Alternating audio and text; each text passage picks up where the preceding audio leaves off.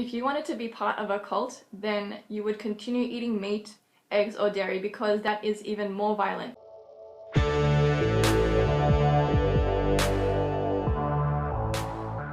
Hi, it's Lisan. In this video, I'd like to talk about an online conversation that I had with one of my Facebook friends who commented on a post that I shared. And the post that I shared was Bite-Sized Vegans video, and it was about the harm of eating eggs, both the ethical and the health side of it. This man who has been my Facebook friend for a while, he wrote on my Facebook and he said, here's another example of vegan hogwash. Like being vegan suddenly puts you in some high and pure category of superiority above all other meat-eating humans. Look after your diet for sure. Not everything we put in our mouths is beneficial, and too much of anything in high doses can't be good. I don't eat a lot of eggs, but when I do with some cracked pepper on a poached one, it tastes awesome and I feel happy and I haven't violated any animal. I commented back and I said, was there a particular point that Emily made that was incorrect, or you just got the feeling that she was being snarky, so that put you off the information?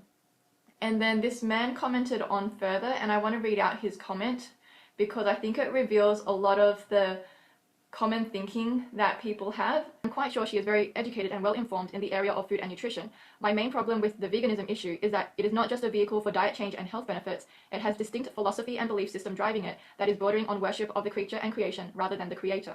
To me, veganism is a religion with various sects, a vegan society even, and they have their evangelists like Emily, who seeks converts by shocking us into veganism by showing us explicit videos of abused animals or eggs coming out of chicken butts. I like being alerted to animal cruelty and exploitation. Animal activists and rescue groups already doing a fantastic job of that, of so-called free-range farm animals by horrible corporations like McDonald's, Coles, Woolies, etc., who have become absolute monsters to animals and also to us humans. And I can adjust my shopping to show my distaste of the way animals are so mistreated for mass profits. On the subject of the first man Adam's mandate to care for the animals and environment, he, Adam, was definitely the world's first vegan. No meat for him, but after the fall of man, and particularly after the flood, things drastically changed. The only animals off limits for human consumption were those beasts with cloven hooves, shellfish, and those without scales, and definitely no pigs. Eating of lamb, for example, quite permissible. What's okay with God is okay with me. Men have been consuming meat, using wool, fishing, and herding or hunting animals for food for thousands of years. The vegan thing pushes a very hard line and has only gained any world recognition since 1944. I'm just concerned you may wind up with a nice clean colon, but adopt a philosophy that is anything but godly. For health benefit, I get it, but I'm suspicious of what lies beneath. So that was quite a detailed and thoughtful answer, but I found a lot of things that I couldn't agree with in his statements. So I want to read out what I replied. I said, thank you for your thoughtful answer. I personally don't treat veganism as a religion. I am vegan because I think it's what God intended for me, to take care of my health and be a good example to others, hopefully, to help out the environment by not destroying his creation, which doesn't equate to worshipping it, but there might be some weirdos who do that, and to be compassionate toward animals. For me, that would mean I won't eat them if there is no need. I don't condemn anyone for not being vegan, but I will share information that may guide others into eating in a healthier and more compassionate way. I'm sure these are qualities that God would want us to have as Christians. God lets people do things that aren't always beneficial or ideal, like get divorced or kill in defense or eat meat. I think the most compelling cases to go vegan at the moment would be the environmental and health aspects. And I would like to edit that to also say the ethical aspect, because I don't think God created animals with the ability to feel pain and to be eaten if that's what he really wanted. Our world is moving toward going plant-based in terms of food technology and companies going vegan because animal agriculture is so inefficient for food for a growing population. It's more of a logical thing to do, in my opinion, and many other vegans I know, than a religious thing. I don't know about a vegan society, but from the vegans I know, they simply genuinely care about the environment, the animals, and their health. I haven't seen any vegans worshipping animals, but I understand how idolizing creation or self could become an issue. I think that's not really the issue with being a vegan, but just being human. For example, in the same way, meat eaters can idolize their meat, which shows in addictions that people have to eating meat and junk food. That is why fasting can be a spiritual practice. Even eating the Daniel diet, which was vegan, can be done in a pleasing way to God with no idolizing of animals or self. You see, vegans may be trying to convert meat eaters for good reasons, not to join a religion. After all, we don't call people who don't participate in rape the anti-rapism religion, even if they do bring attention to the horror of rape or try to convert others to not raping. It's just the reasonable thing to do. As you said, God created the first man as a vegan. It was just the way it was, with no label, and I'm sure in heaven there is no death. I think of the Bible verse that says that his will be done on earth as it is in heaven. Maybe it's too idealistic to think that way in our evil world, but I have hope that some people can be changed to be more compassionate and also willing to take the best care of their health they know how. If people are uncomfortable with calling themselves vegan, they can just eat a plant-based diet and help to reduce the suffering of animals.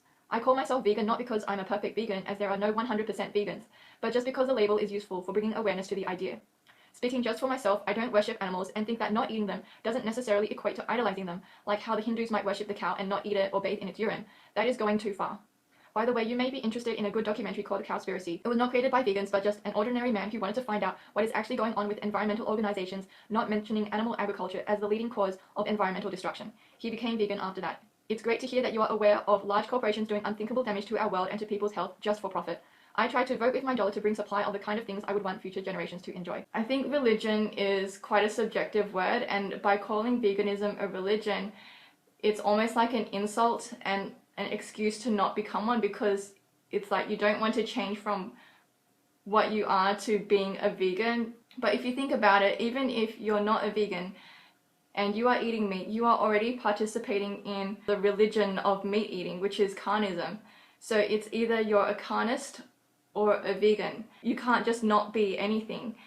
So that's my take on veganism as a religion. And this man also said that he finds it quite cultish, and cult is also a very subjective word, and I wanted to just read out the Wikipedia definition of it. It can sometimes be used as an ad hominem attack against groups with differing doctrines or practices, which lacks a clear or consistent definition. So certain groups have been labeled as cults and have been opposed by the Christian counter-cult movement for their unorthodox beliefs. Since the 1970s, some groups have been opposed by the anti-cult movement, partly motivated in reaction to acts of violence committed by members of some groups. So it's the meat eaters who are more likely to be part of a cult than vegans, who are aiming to reduce the violence toward animals.